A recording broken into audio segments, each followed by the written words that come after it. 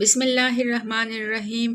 السلام علیکم۔ آج ہم پڑھیں گے سورۃ البقرہ، رکو نمبر 23۔ اے نبی صلی اللہ علیہ وآلہ وسلم، لوگ تم سے چاند کی گھٹتی بڑھتی صورتوں کے متعلق پوچھتے ہیں، کہو یہ لوگوں کے لیے تاریخوں کی تعین کی اور حج کی علامتیں ہیں۔ نیز ان سے کہو یہ کوئی نیکی کا کام نہیں ہے کہ تم اپنے گھروں میں پیچھے کی طرف سے داخل ہوتے ہو۔ نیکی تو اصل میں یہ ہے کہ آدمی اللہ کی ناراضی سے بچے، لہٰذا تم اپنے گھروں میں دروازے ہی سے آیا کرو، البتہ اللہ سے ڈرتے رہو، شاید کہ تمہیں فلاح نصیب ہو جائے۔ اور تم اللہ کی راہ میں ان لوگوں سے لڑو جو تم سے لڑتے ہیں، مگر زیادتی نہ کرو کہ اللہ زیادتی کرنے والوں کو پسند نہیں کرتا۔ ان سے لڑو جہاں بھی تمہارا ان سے مقابلہ پیش آئے، اور انہیں نکالو جہاں سے انہوں نے تم کو نکالا ہے، اس لیے کہ قتل اگرچہ برا ہے مگر فتنہ اس سے بھی زیادہ برا ہے۔ اور مسجد حرام کے قریب جب تک وہ تم سے نہ لڑے تم بھی نہ لڑو، مگر جب وہ وہاں لڑنے سے نہ چوکیں تو تم بھی بے تکلف انہیں مارو، کہ ایسے کافروں کی یہی سزا ہے۔ پھر اگر وہ باز آ جائے تو جان لو کہ اللہ معاف کرنے والا اور رحم فرمانے والا ہے۔ تم ان سے لڑتے رہو یہاں تک کہ فتنہ باقی نہ رہے اور دین اللہ کے لیے ہو جائے۔ پھر اگر وہ باز آ جائے تو سمجھ لو کہ ظالموں کے سوا اور کسی پرست درازی روا نہیں ہے۔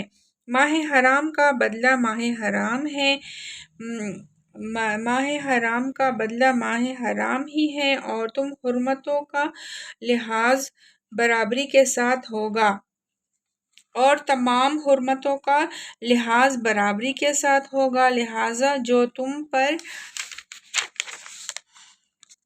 دست درازی کرے تم بھی اسی طرح اس پر دست درازی کرو، البتہ اللہ سے ڈرتے رہو، اور یہ جان رکھو کہ اللہ انہی لوگوں کے ساتھ ہے جو اس کے حدود توڑنے سے پرہیز کرتے ہیں۔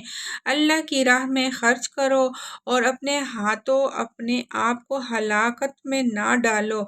احسان کا طریقہ احسان کرو، اللہ محسنوں کو پسند کرتا ہے۔ اللہ کی خوشنودی کے لیے جب حج اور عمرے کی نیت کرو تو اسے پورا کرو، اور اگر کہیں گر جاؤ تو جو قربانی میسر آئے اللہ کی جانب میں پیش کرو، اور اپنے سر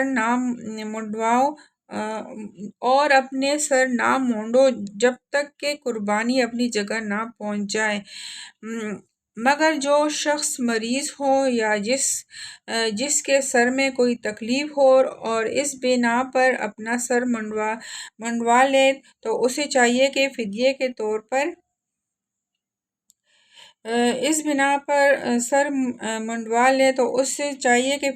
طور پر روزے رکھے یا صدقہ دے یا قربانی کرے۔ پھر اگر تمہیں امن نصیب ہو جائے اور تم حج سے پہلے مکے پہنچ جاؤ تو جو شخص تم میں سے حج کا زمانہ آنے تک عمرے کا فائدہ اٹھائے وہ حسب مقدور قربانی دے، اور اگر قربانی میسر نہ ہو تو 3 روزے حج کے زمانے میں اور 7 گھر پہنچ کر اس طرح پورے 10 روزے رکھ لیں۔ یہ رعایت ان لوگوں کے لیے ہے جن کے گھر مسجد حرام کے قریب نہ ہوں۔ اللہ کے ان احکام کی خلاف ورزی سے بچو اور خوب جان لو کہ اللہ سخت سزا دینے والا ہے۔ اب اس کی تفسیر پڑھتے ہیں۔ یہاں فتنے سے مراد کسی گروہ یا شخص کو محض اس بنا پر ظلم ستم کا نشانہ بنانا کہ اس نے باطل کو چھوڑ کر حق کو قبول کر لیا۔ اہل عرب میں حضرت ابراہیم علیہ السلام کے وقت سے یہ قاعدہ چلا آ رہا تھا کہ ذی القعدہ اور ذی الحج اور محرم کے 3 مہینے حج کے لیے مختص تھے اور رجب کا مہینہ عمرے کے لیے خاص کیا گیا تھا، اور ان 4 مہینوں میں جنگ اور قتل و غارت گری ممنوع تھی تاکہ زائرین کا کعبہ امن و امان کے ساتھ اللہ کے گھر تک جائیں اور اپنے گھروں کو واپس ہو سکے۔ اس بنا پر ان مہینوں کو حرام مہینے کہا جاتا تھا۔